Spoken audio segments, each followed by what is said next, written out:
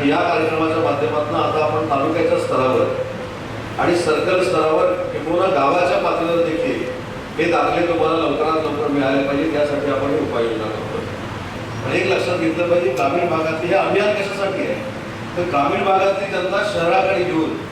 जो त्यांचं आर्थिक नुकसान होतं, वेळेचं नुकसान होतं, याच्यामध्ये बचत व्हावी आणि त्याला गावच्या पातळीवरच हे दाखले मिळावे, त्यांची कामं व्हावी,